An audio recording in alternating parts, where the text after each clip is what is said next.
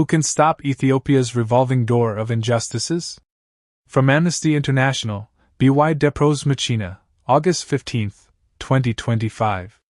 At the end of June, Amnesty International's Senior Director of Regional Human Rights Impact, Deprose Muchena, announced that he will leave the organization after 11 years. He reflects on the human rights situation in Ethiopia. When I joined the Amnesty movement to lead its team serving an important sub-region of the Africa continent, first as the first regional director for Southern Africa, then as regional director for East and Southern Africa, one of my responsibilities was to connect the organization more closely with the communities we serve and to integrate our work beyond borders. This was not an easy task, yet, as a lifelong history student from Zimbabwe, I have always carried the stories of these countries close to my heart. One of those countries, of course, was Ethiopia, a place I grew up admiring. Yet there was much to learn about the contradictions as to how this African hero, primarily to those outside, looked to those living within. Who deserves justice, and who gets to decide? When I joined Amnesty in 2014, young people in Oromia were just starting their 4-year-long protest demanding justice and equity. The new government that came to power in 2018 as a result of this protest promised to deliver on demands. Instead, the Abiy Ahmed administration dashed all hopes. 2 years later, in 2020, civilians in Ethiopia found themselves in an armed conflict that was referred to as one of the worst atrocities of the 21st century: mass killings, mass displacements, sexual violence, and unmatched polarization. The war that began in Tigray exposed not only the dangerous reality in Ethiopia, it also provoked all of us to ask far-reaching questions about humanity's future. Among other things, the conflict exposed the divisive role of big tech and a deeply deteriorating international political community that was failing to deliver on commitments embodied in the UN Charter. Despite the denial of access to northern Ethiopia and the total communication blackout, my colleagues kept filling my desk with research they gathered about the atrocities that civilians were enduring. We then knocked on the doors of the UN and the AU to tell them, the people, are going through something that you once said you would help, save, them from. African solutions to African problems. Ethiopian authorities managed to block access to independent journalists. The UN appointed commissioners and the African Commission appointed investigators. Yet, when Amnesty showed up in advocacy corridors demanding robust response, Ethiopian diplomats were running a campaign using African solutions to African problems, dismissing international pressure to protect civilians as a foreign-imposed attack. They succeeded in drowning out victims' pleas for justice and accountability, in the worst way possible. The revolving door of impunity. During the conflict in northern Ethiopia, when we stood in solidarity with victims of atrocities in one community, we would face the heat from another. However, we chose to be guided only by facts and the law, not only in Ethiopia but globally, enabling the Amnesty movement to sustain itself over the past 60 years. We were influenced neither by a person's passport nor ethnicity, but by whether they had been protected or violated. In September 2023, Amnesty and others went to the UNHRC and told member states, again, that civilians were facing further atrocities and pleaded with them not to look away.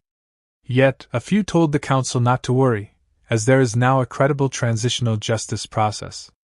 This process remains on paper to date, while many are not certain if it exists even as a narrative.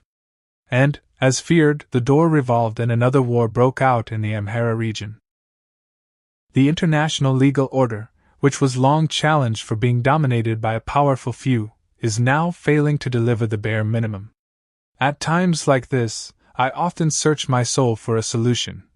What can we do? Solidarity is the most valued currency of the oppressed. Magai Madapngang was 15 years old when he was sentenced to death in South Sudan. After our members from across the globe campaigned on his behalf, his sentence was commuted and he was later released. Working as a human rights defender can feel like an uphill battle, but what gave me immense hope was the many people who, like Magai, came to me and said, "You saved my life." And nothing else enabled that impact to be possible like the solidarity that exists in Amnesty's model, transcending race, nationality, geography, language, and class. Still, I believe that no one has more power to stop atrocities and a culture of impunity than the ordinary Ethiopians. Communities must be educated on the need to build a society that says, "No one is safe until everyone is safe." For that to happen, we need a free press and a strong civil society that can represent the population and engage with those in power. It is inconceivable that while speculation of another regional war in Ethiopia fills the air, Ethiopians are waiting to see if they will wake up to the sound of gunshots again. Solidarity is indeed the most valued currency of the oppressed, and it is increasingly scarce. It requires leadership, investment, and a genuine commitment to making difficult decisions. It must leave no one behind. The greatest question is, how can we return agency to the people? I remember calling on Sudan to open its doors to Ethiopian refugees who fled the war since 2020. In 2023, we called on Sudan's neighbors, including Ethiopia, to open their borders to Sudanese seeking shelter from another devastating war. We came full circle. Across all the imaginary barriers, we must harness genuine solidarity to build a system that is guided only by the rule of law, with strong, independent institutions that can enforce it. An empowered society that honors justice is possible in Ethiopia. In Aksum, Ethiopia, gunshots broke the morning quiet and didn't stop until the shooters committed a massacre. Aksum's in northern Ethiopia, inside Tigray, a town of 70,000 residents in 10 square miles, and the soldiers who arrived in November were from neighboring Eritrea, allies of the Ethiopian government. They began by taking the high ground at Maikuho Hill. A resident filmed black and white video of the local Tigrayan militia fighting back. As you can see, the young people from Aksum, they were given a gun. I don't know by who, but they're fighting. It's very amazing. The person describes fighting around the hill of Maikuho, is only a few hundred meters away from the main hotels and the main churches of the city. A crisis response unit was able to geolocate the video and find that it was shot around Maikuho. Jean-Baptiste Galapa is the co-author of an Amnesty International investigation that verified social media videos, scanned satellite images, and interviewed survivors. The report reveals what happened next. Eritrean soldiers opened fire and killed hundreds of civilians. This man, a bank teller, killed outside the Erbeato and Sessa church. That holy house became an epicenter of death. Eritrean soldiers called reinforcement and then proceeded to shoot wantonly at civilians running in the streets, rounding up men and shooting them, but also carrying out house-to-house searches, looking for teenage and adult men to kill. The clues of their crimes buried outside churches, next to Arbeatu and Sessa Church, and across town, next to Abune Aregawe Church, Amnesty found disturbed earth, evidence of mass graves. Witnesses describe victims of the massacre being buried in mass graves in these churches, 3 to 10 bodies at a time. According to witnesses, hundreds of people were buried in Arbeatu and Sessa alone. In the middle of town, the Brenna Hotel was one of Aksum's hotspots, but Amnesty found debris outside, and a video obtained by Human Rights Watch shows heavy damage and looting. The massacre was a deliberate intent to attempt to terrorize the population into submission. The indiscriminate shelling and wanton shooting carried out by the Eritrean and Ethiopian military during the initial offensive on Aksum could represent war crimes.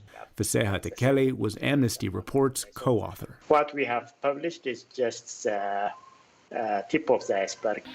Since Amnesty's report, journalists and researchers have documented similar attacks in nearby Mahiberi Dego and Mekele. And in late March, Doctors Without Borders says its staffers witnessed Ethiopian soldiers dragging 4 men off a public bus outside Mekele and executing them. Generally, the horrible situation in Tigray, I just couldn't tolerate it. Berhane Kadana was Ethiopia's former deputy ambassador to the UN. He's a Tigrayan diplomat who's represented Ethiopia for decades. But last month he resigned and said his concerns go beyond his ethnicity. He rejects Prime Minister Abiy Ahmed's claims the Ethiopian military is fighting terrorism and separatists, and accused Ahmed of a campaign of genocide against Tigray and a campaign of persecution of his political opponents. The war is targeting the young and general public. He wants to maintain his power. He just wants to be a king, you know. They are highly corrupted. Acts of ethnic cleansing, which we've seen in Western Tigray, that has to stop. Publicly, U.S. officials have confirmed few details of Ethiopian and their allies' actions. But a senior administration official told PBS NewsHour the U.S. has concluded with a great deal of certainty there have been mass killings, the use of rape as a tool of war, forced displacement, and the destruction of civilian infrastructure. Abe recently admitted Eritrean soldiers were in Ethiopia, but he hasn't admitted what they did, and he rejected recent U.S. requests for a ceasefire and political dialogue. Meanwhile, Tigrayan survivors are trying to recover from trauma. Many are in Sudan. These are the people whom Amnesty interviewed to discover what happened in Aksum. They need help, and humanitarians can't reach them. Despite the improvement in terms of processing permissions for humanitarian staff, there is still limited access due to insecurity. Limited access and limited visibility, but what appears to be evidence of atrocities. For the PBS NewsHour, I'm Nick Schifrin.